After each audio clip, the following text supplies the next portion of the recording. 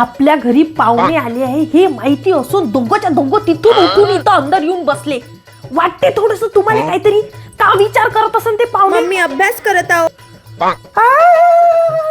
अभ्यास म्हणे, एवढा अभ्यास करायचा असता तर केव्हाचाच केला असता. का आजच्या आजच तुम्ही काही होऊन राहिले का डॉक्टर इंजिनियर. कितीही म्हणा अक्कल तर कवडीची आहे नाही की उठन जाऊन बसन म्हणून पाहुणे सोबत. नालायकपणाचे. काय झालं मम्मी. तेव्हा नाही झालं बोलणं तू याच्यानं. तेव्हा तर एकदम गुळ तोंडात टाकला थुसल्यासारखा चुपचाप होऊन राहिला होता तू. आता म्हणत आहे काय झालं म्हणून. किती मोठे लेक्चरर होते ते माहितीये का आमच्या शाळेवर. मग आणि किती शिक्षित होते. त्याच्यासोबत जर बोललं असतं ना दोन गोष्टी चांगल्याच्याच नॉलेज आलं असतं. चांगलंच घुसलं असतं डोक्यामध्ये. भलंच झालं असतं तुमचं. पण तुम्हाला स्वतःचं भलं करूनच नाही घ्यायचं आहे. तुम्हाला तर फक्त आणि फक्त बसायचं आहे एकट्यात येऊन.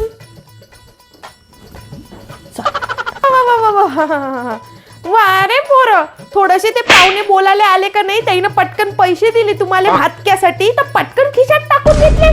जरा वाटलं नाही की आपण त्याच्यासोबत दोन शब्द धड बोललो नाही तर त्याचे जाऊन पैसे कसे घ्यावं म्हणून सटकन घेऊन घेतले. चल दे पैसे, चल दे दे. तुमच्याच पेना पुस्तकाच्या कामासाठी येते. मग तुम्ही मला मागत फिरता. जरा देऊन द्या, देऊन द्या पैसे, देऊन द्या, देऊन द्या, देऊन द्या.